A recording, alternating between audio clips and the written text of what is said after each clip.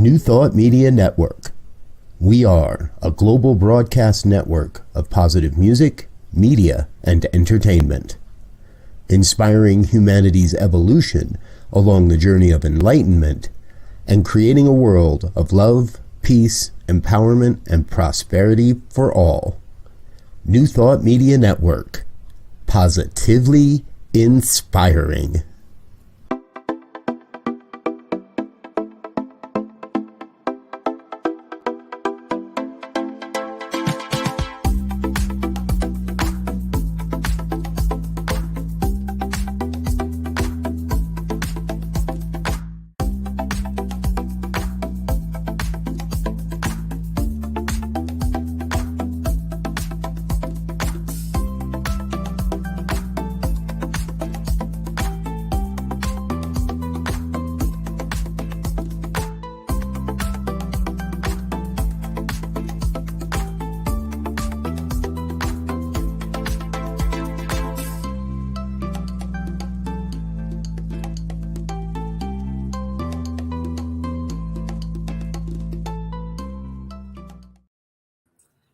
Welcome.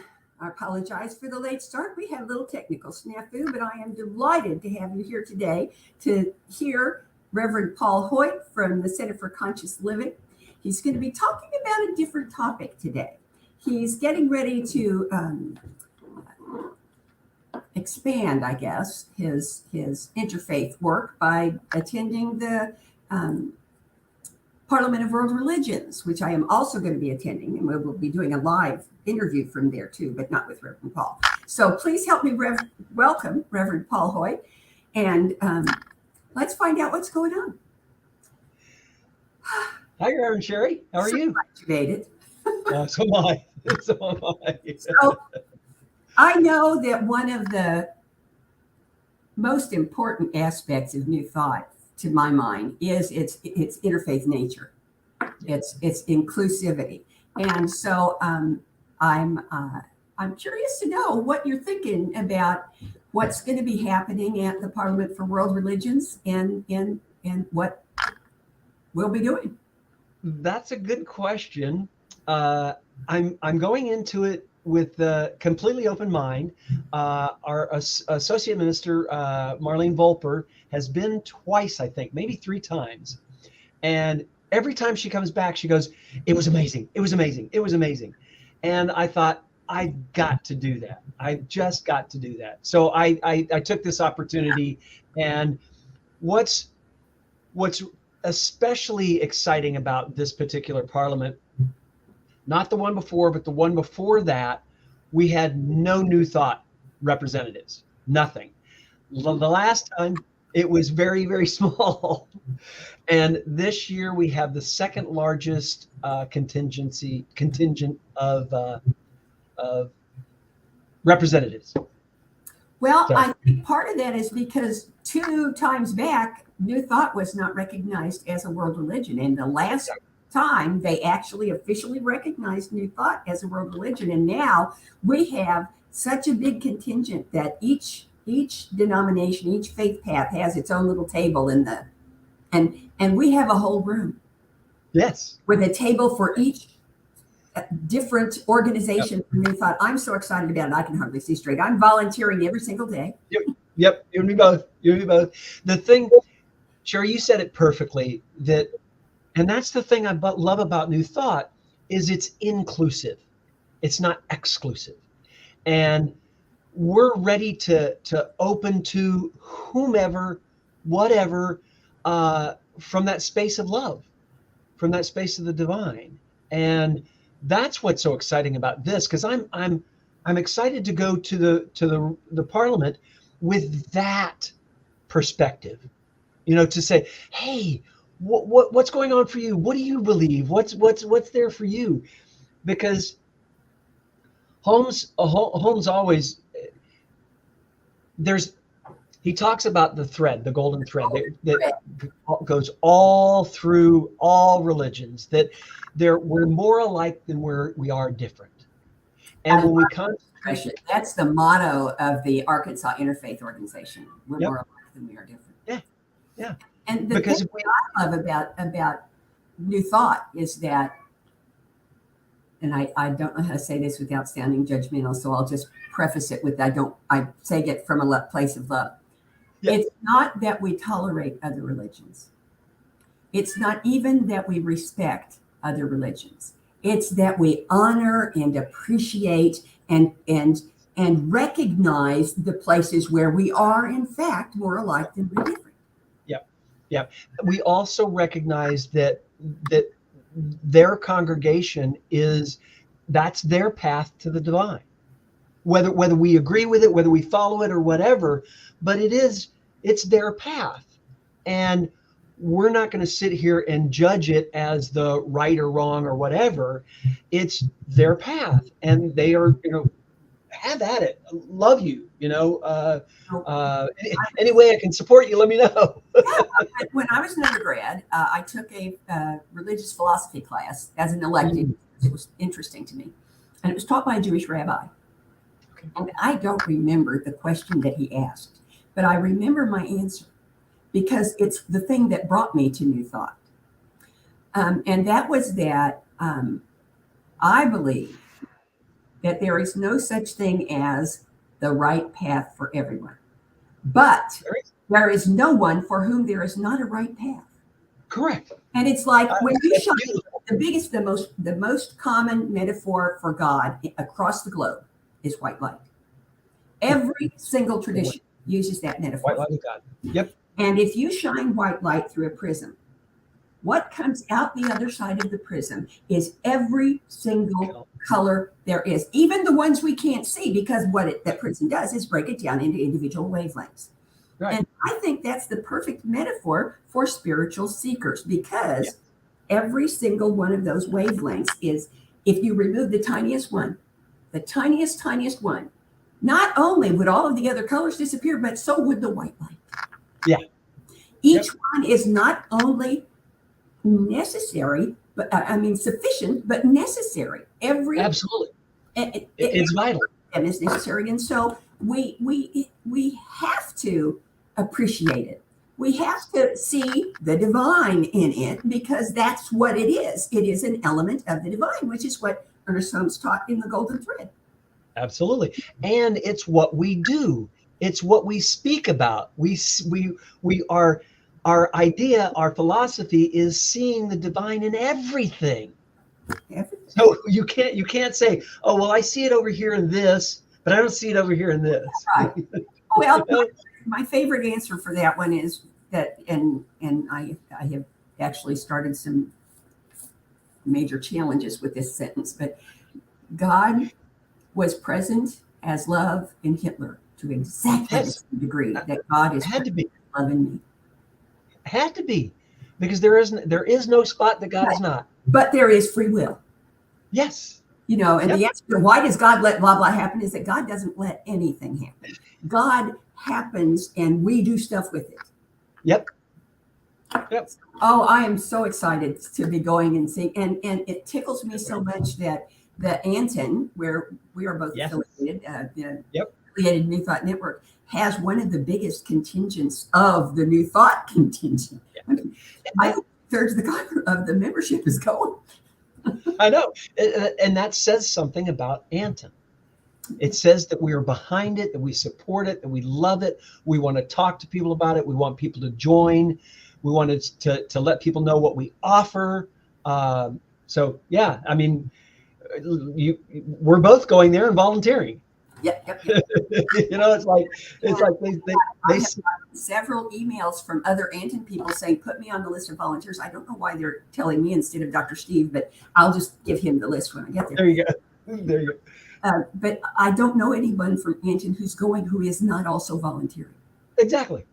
I don't know anyone from New Thought who's going who is not also volunteering. Yeah. It's what we do. It's what we do. And I think it's part of living what we preach.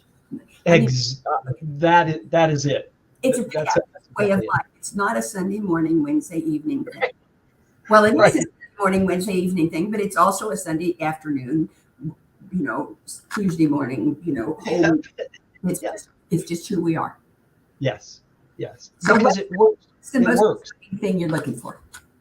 Say that again. What's the most exciting thing you're looking for when you get there? Marlene told me of there's a water ceremony that she said that we just have to go. I think it's Tuesday evening. I'm not sure. I'm not sure what it is. She said, and I said, okay, I'm there. There's also, I think, Thursday night, Matthew Fox that's doing a meditation. I'm not sure exactly what it is, but she said that was also extraordinary. I want to go. I always have a good time, and let me put it this way: I have an extraordinary time when I go to something where new thought is represented, because you and I, we could sit here for the next 10 hours and talk new thought. Yep. Right? And that's what we do. Yes. We talk new thought. We talk about how it works in our lives, how it shows up in our lives, how it's expanding, how we're expanding with it, expanding the world. They asked in ministerial classes. Excuse me. They said, what is your ministry? What do you want to do with your ministry? And I said, I want to bring new thought to the world. I want to let as much of the world know about new thought, because it works. It's quantifiable. You can sit there and look at your life and look at your thinking, and it's like, oh, that's why that's screwed up. Or that was beautiful. That was so wonderful, and that was my thinking to get me there. Yeah. So I've been really I'll share this with you. I've been really challenged lately, because I've said yes to a few things that I have no clue on what I'm doing. And what I know is when I say yes to something, a real yes, then the divine shows up and goes, here you go, here you go, here you go, here you go. We've got a fundraiser coming up for the Center for Conscious Living. And I've never done a fundraiser before. I have no clue about how to do a fundraiser. Hey, Brock. And so at first I was going, oh my God. And people are going, oh, well, did you think about this? And did you think about this? And I'm going, no. So I finally got smart and went to a dear friend of mine who's done 100 fundraisers. And she said, you got this. And here's the things you got to think about. Boom, boom, boom, boom, boom. What about this? What about this? What about this? What about this? And then I went and did those things and researched those things. And it's like, oh, I can do this. And then I recruited 2 other people, and they said, yes, absolutely. Delegate. Yep. So I've really, I've been walking the talk, walking the walk. Okay. Because I've had to. Yeah. It's like I'm let me put it this way. I'm so up against it that it's like, okay, I gotta pray. I gotta pray. I gotta sit. I gotta do treatment. I gotta meditate, and that's what I've been doing, and it's been great. It's been expanding. It's been challenging. It's been scary at times, because when I'm scared, I'm not obviously centered in the divine. And that's the recognition. You recognize, okay. It's fascinating to me that even as ministers, Yes, we forget how powerful prayer is. Yes. And it becomes our last resort. Yeah. We everything we can humanly do, and then we say, oh, wait, maybe I should pray. Yep. Pray. And I'm going, and I ask myself this question 50 times a week. Why don't you pray first? And then, to worry first, you're guaranteed you're going to eventually have to pray to get rid of it. And if you pray first, the worry never happens. Yeah. But it's that humanity part of us that just wants to be in charge, driving the bus, And so I want to have a pillow needle pointed to go on my sofa that says God is driving the bus. Yes. Yes. Yes. Yes. Because if we could just remember that, and the other thing is, there was the first CSL minister I ever had, the founding minister of the church I came from when I went to ministerial school, was Reverend Chris Michaels. He retired the second time last year, and I think it took this time. Yeah. But he told me a couple of things that just blew me away, and I quote him every week. To somebody, I say this. The first one was he always said his dream was to speak to the United Nations. Oh, wow. And that his speech to the United Nations would consist of 3 words. War is obsolete. That's all. And then he would just turn and leave. Then walk away. But the other thing he said, which I beat myself and everybody else up with because it's so wonderful, and it's like, why did we not pray first? He said, we would be happier people. This would be a happier, more peaceful world if we could keep one truth in the front of our minds. One. And here's the truth. Every being, not just every person, every being is in every moment doing the very best they can do with the wisdom they possess in that moment. Now, it may not be good enough for you, and it may not be good enough for me, but it is good enough because it's the best they can do, and it is therefore, by definition, good enough. Exactly. And what I notice, and it's probably worse with ministers than it is with anybody else, physicians, is that it's a whole lot easier for me to apply that tenet to you, yes, and him, yes, and them, yes, than yes. it is for me to apply that tenet to me. Yep. Absolutely. And with that, people, I'll do prayer for somebody and they'll go, oh, that's such a beautiful prayer. Thank you. And for me, I get out of the way and let the divine flow through because I'm not in the situation that they're in. I'm praying for them. It's like, man, this is easy. I can get out of the way and let the divine flow through. That's no problem because I'm not in the middle of the circumstances. Oh, yeah, but put yourself in the pot and all of a sudden it's a lot hotter. Oh, yeah. Oh, yeah. Oh, yeah. But I love what you just said because so many times we don't cut ourselves slack. And we expect ourselves to be somewhere like you just said, where we're not. In this moment, this is the best I could do with what I was given. Maybe different in the a year from now, 5 minutes from now, whatever. But in this moment, that was the best I could do. And it's also important, and I do this often, is apply that to other people, to my parents. They did the best they could with what they had, and anybody else in my life. When I'm upset at somebody, look, they did the best they could in that moment. And we have to honor that. Healing thing for me to do. Yeah. The situation when I'm feeling injured in some way. Exactly. The healing thing I can do is to Chris Michaels them. Just paint him with that brush and then go, oh yeah, I forgot that. Because it's true. It's one of the things that makes you slap your forehead because it's so true. Yes. But there's some, who is it? So Good, I think, is the group that has a song about dropping the butt. Oh yeah. If we took that out of our vocabulary, it would be challenging, I suspect. Yes. It would also probably raise it up a notch or two. Yeah, but what a difference, huh? Yeah. If we let go of that but, what a difference. Because we use it a lot. We do. And a lot of ways too. Oh, absolutely. And it's a crutch.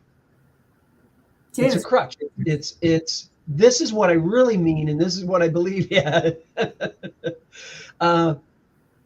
But these are all the justifications for why and all that. I have a friend who has not said the word but in 10 years.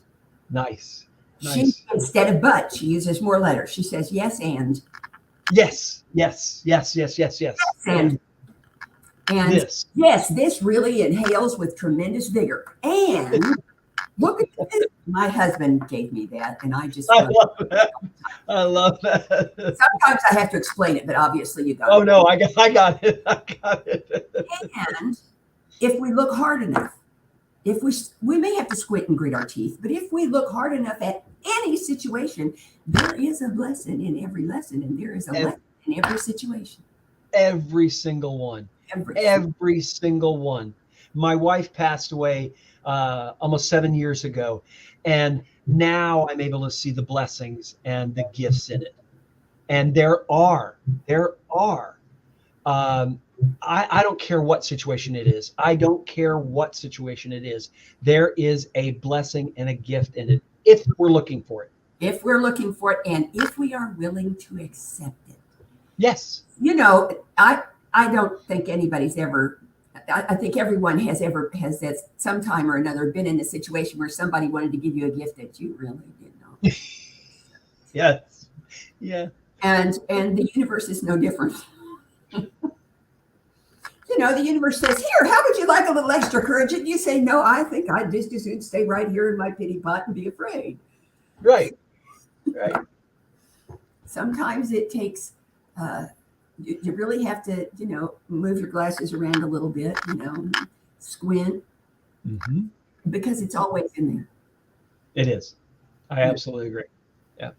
And I'm so looking forward to discovering all of the blessings that are in the differences we're going to see in Chicago. Yes. Because we have the second largest contingent attending. But that means there are slightly more than twice as many of us going to be there. And they are not New Thought people. Yeah. So we are going to be practicing what we preach, whether it's fun or not. Yes. Whether we like it or not. Yep. And I think if we go in with the attitude of just Chris Michael and the whole place, it will be fun. Oh, absolutely. We'll come home bigger than we went, and I don't think the clothes will be bigger either. Yeah. Well, that may happen also, but I understand the food's really good there. Yeah. Yeah, exactly. That's one of the things I'm looking most forward to. Is what just came to me is filling my cup. Having an opportunity to not have all of what's going on in my life right now, and going there and just really being reminded of my divinity, everyone else's divinity, and really seeing the world, seeing everybody from that space of the divine. I'm really looking forward to that. I think what we're doing is I don't know about you, but I suspect that at least 9 out of 10 of the people who are attending the Parliament for World Religion are going to be taking a week off from all of the responsibilities and the aggravations and the lessons and the blessings that are in their day-to-day life to have a week of God time. Yes, absolutely. I mean, that's what it looks like to me. It's a week of, let's go play with God in a lot of different places, Yeah. And I suspect that even the people who are not New Thought people have at least some degree of that in their anticipation of the Parliament. I would think so too. Different now. Yeah. I think I lovingly I look forward to these more than most things in my life. My brother-in-law is a Buddhist. And we get together with another friend of ours who I think she's Sikh. And we spend time chanting and walking around. There's a place in Pennsylvania called Chanticleer. We walk around there and we talk. And each one of us will say something and the other one will go, yeah. And we share about our lives and our beliefs. And we are so incredibly in sync, and yet we have different beliefs, but we have this the core of our beliefs are the same. The golden truth is, or as I once joined a video club back in the days when there were video clubs, so that I could get a movie called Enemy Mine. It Oh, starred Dennis Quaid and Louis Gossett Jr. And it was a sci-fi metaphysical yes. movie. And I The alien. one scene. They are Dennis Quaid is the human, Right. the looking Superman space guy, and Louis Gossett Jr. is an androgynous amphibian alien from a planet called Draconia or something like that, and he's called a Drac. Right. They didn't win an Oscar for makeup, they should have, because he looked so real. Yeah. And in the course of they both crash land on this asteroid, and the only way they can survive is to work together. And eventually, the androgynous amphibian becomes pregnant, because that's how they do things in Drac, and he gets killed. And so Dennis Quaid has to raise his little offspring. And so before that happens, they're sitting around the campfire at night, and he has this. I don't know if they did this where you were, but when I was a little girl, I'm talking first, second grade, women had a chain around their neck with a little tiny pearl-covered Bible on it. Oh, I'm not familiar with that. Big deal when I was a little girl to have. So Louis Gossett Jr., he's got this little book around his neck, and he sits at the campfire, and finally, Dennis Quaid can't stand it anymore because he's bored silly. So he says, "What is that?" And he says, it's our scripture. And somehow Louis Gossett Jr. has learned English. Right.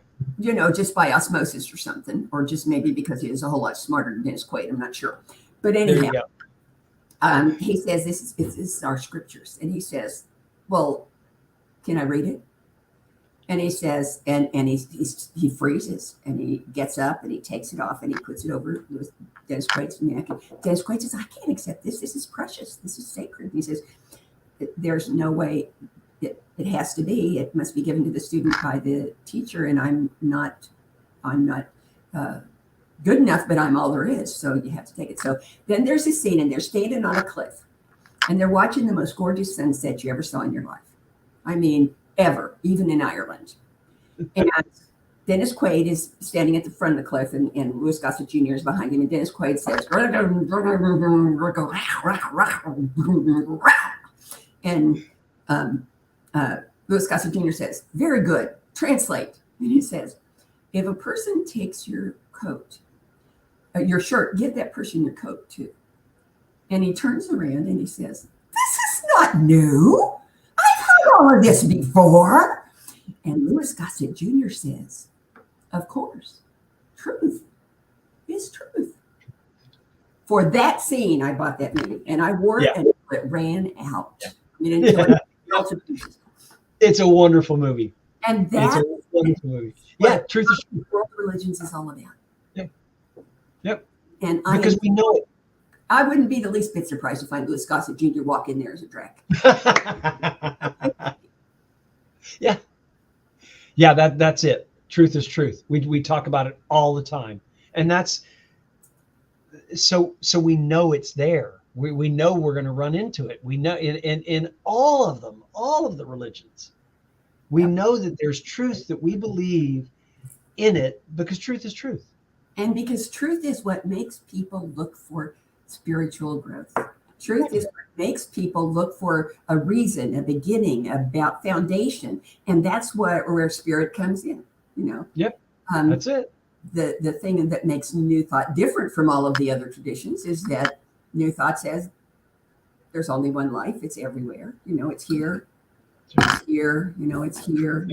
It's everywhere. Yeah. And that's kind of a challenging concept for some people, but I think it's becoming easier for them to accept, for folks who are not New Thought to accept, simply because they see how thoroughly we live it. Yes. Yes.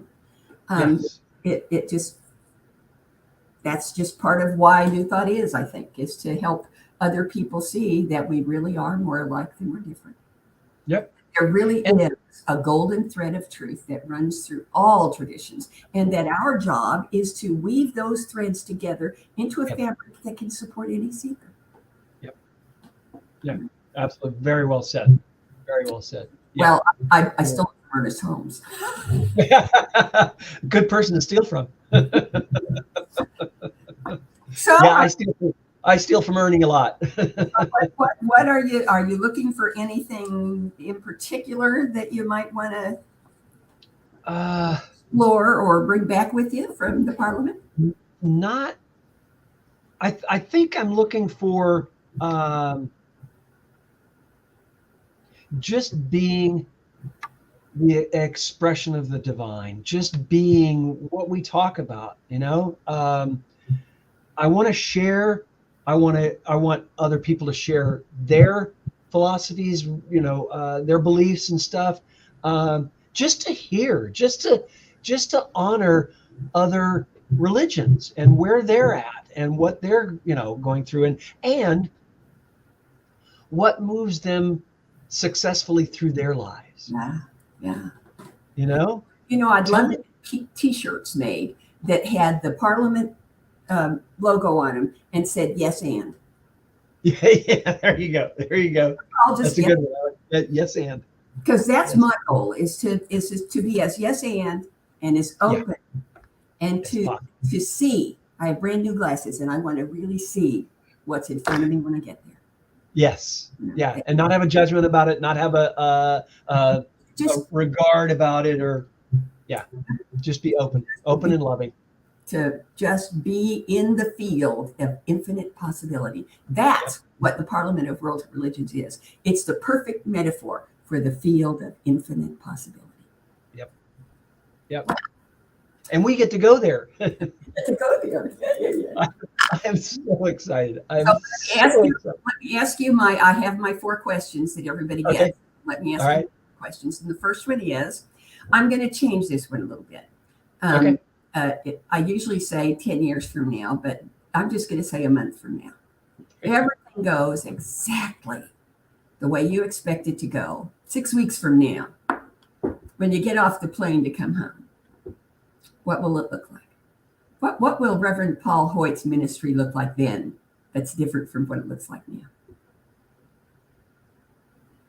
More open, more loving, more questioning, more expanded. That's what I want. It is the expansion. That's it. Okay, and so the next one is about world peace, and I'm going to modify it the same way. When you come back, what do you think you will have done that will have enhanced, encouraged, invited, revealed world peace more than what you're doing right now?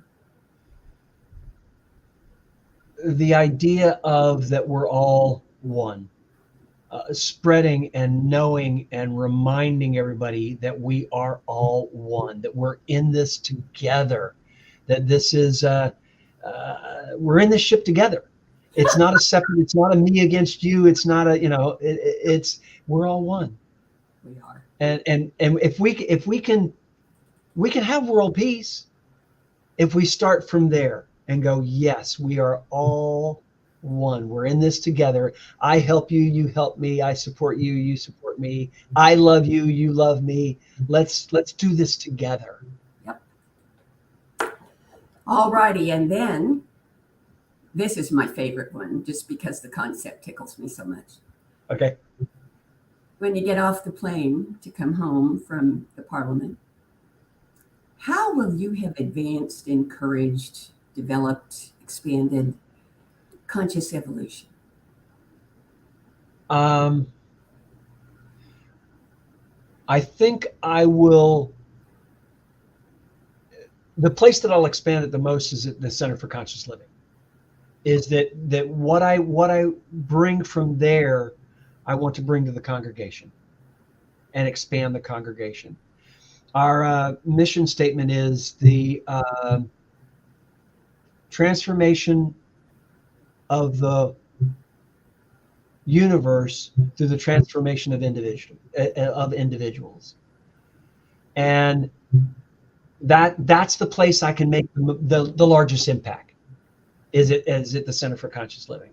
So I've already, Reverend Catherine already scheduled me for to do the talk on the 24th. So she said, "You're going to the Parliament. This is perfect for you. Talk about the Parliament, what you got, and yeah." So that's it. Okay, and here's the last question. Will you come back? Yes. Good. I got my calendar right here. The first opening is May 21st of next year. Can I plug you in? Yes. All righty. Yay! Oh boy, oh boy, oh boy. And for those of you who are going to be here again next week, we have a new guest, someone who hasn't been here before, Reverend Patricia Wagner from Grace Unlimited. Isn't that a wonderful name? Grace Unlimited. So come and see what's new and exciting about Grace next week. In the meantime, have a great week. Bye-bye. Amazing, amazing, you will do amazing things. Amazing, amazing, you will do amazing things. On behalf of everyone at New Thought Media Network, thank you for being a member of our virtual family. Your financial contributions help share the New Thought message with people from around the world. Please visit and contribute at www.ntmedia.org/donate. New Thought Media Network, come be you. And please like, share, and subscribe. Until next time, peace and blessings.